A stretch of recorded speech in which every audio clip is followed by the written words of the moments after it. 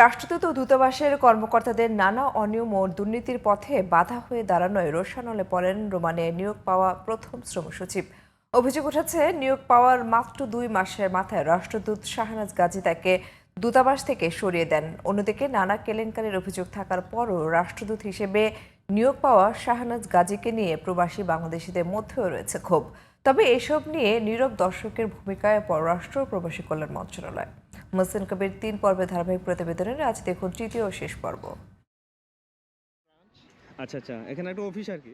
পূর্ব ইউরোপের দেশ রোমানিয়ায় জনশক্তি রপ্তানির সম্ভাবনাকে কাজে লাগাতে দেশটিতে 2023 সালে প্রথমবারের মতো নিয়োগ দেয়া হয় একজন শ্রম সচিবকে। নাম তার মহসিন মিয়া। নিয়োগের পরই তিনি জনশক্তি রপ্তানির নানা অনিয়ম, সংকট ও সম্ভাবনার বিষয়টি তুলে ধরে একের পর এক চিঠি দেন সংশ্লিষ্ট বিভাগে। আর তাতেই তিনি বিরাগভাজন হন তৎকালীন রাষ্ট্রদূত ও দূতালয় প্রধান সহ প্রভাবশালী চক্রের। মহসিন মিয়াকে কেন সরাই নেওয়া গেল বাংলাদেশ এম্বাসি, এটা আসলে আমাদের কমিউনিটি অথবা নর্মাল শ্রমিকদের কারোরই বোধগম্য নয়। একটা গ্রুপও খুলছিল শ্রমিকদের সব কথা শোনার জন্য, তো এটাই হয়েছে ওনার জন্য কাল। বর্তমান অ্যাম্বাসেডার এখানে যারা আছে এম্বাসিতে, তারা ওনার পিছে উঠা বেড়া লাগলো। ওনার কারণে তারা এই অবৈধ ব্যবসাটা সঠিকভাবে ওনাদের জন্য সমস্যা হয়ে দাঁড়াইতেছিল। এদিকে গত বছরের শেষ দিকে রাষ্ট্রদূত দাউদ আলীকে জাপানে এবং তার জায়গায় নিয়োগ দেয়া হয় বিগত আওয়ামী লীগ সরকারের শাসনামলে নানা বিতর্কের জন্ম দেয়া কূটনীতিক শাহনাজ গাজী।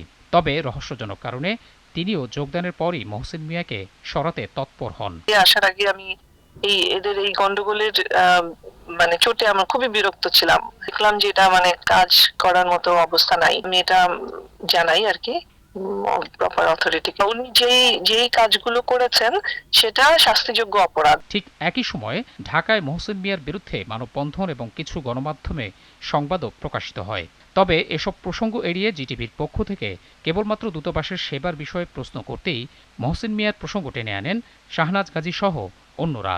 উনি আমার সম্বন্ধে যথেষ্ট খারাপ কথা বলে গেছে। উনি একজন অনেস্ট লোক, এতে কোনো সন্দেহ নাই। আজ পর্যন্ত সার্ভিস দিয়ে গেল, তারপরে সে অফিসার প্রত্যাহার হয়েছে। অভিযোগ আছে ঢাকায় মানববন্ধন ও গণমাধ্যমে বিভ্রান্তিকর তথ্য সরবরাহের নেপথ্যে রয়েছেন দূতালয় প্রধান কৌশিক ইকবাল ও প্রভাবশালী প্রবাসী রফিকুল ইসলাম। তবে জিটিভির সঙ্গে প্রবাসীদের নানা বিষয়ে কথা বললেও এই প্রসঙ্গে কথা বলতে অনীহা জানান মহসিন মিয়া। এই ব্যাপারে আমি কোনো মন্তব্য করতে চাই না, এটা সরকার খুঁজে দেখবে। যেটা বললেন যে আমাদের যে ইমেজ সংকটটা তৈরি হয়েছে, ইয়েস হয়েছে। এদিকে এসব বিষয়ে প্রবাসী কল্যাণ মন্ত্রণালয়ের সংশ্লিষ্টদের সঙ্গে বারবার কথা বলার চেষ্টা করলেও তাতে রাজি হননি কেউই।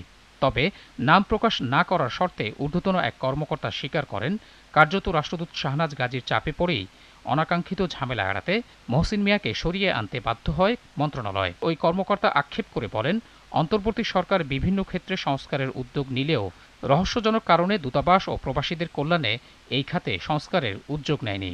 এদিকে দেশের ভাবমূর্তির স্বার্থে দূতাবাসগুলোতে স্বচ্ছতা এবং জবাবদিহিতা নিশ্চিতে সরকারকে এসব বিষয় তদন্তের মাধ্যমে ব্যবস্থা গ্রহণের পক্ষে মত দেন সাবেক এই রাষ্ট্রদূত।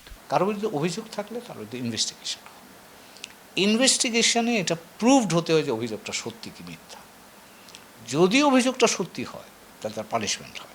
রোমানিয়ায় জনশক্তি রপ্তানি শুরুর পর মাত্র 3.5 বছরে প্রায় 35,000 শ্রমিক পাড়ি জমায় দেশটিতে। কিন্তু নানা অনিয়ম ও কর্মীদের অন্য দেশে পালিয়ে যাওয়ার প্রবণতায় সেখানে বাংলাদেশি কর্মীর সংখ্যা বর্তমানে মাত্র 5,000-এ নেমে এসেছে। মহসিন কবির, জিটিভি নিউজ, ঢাকা।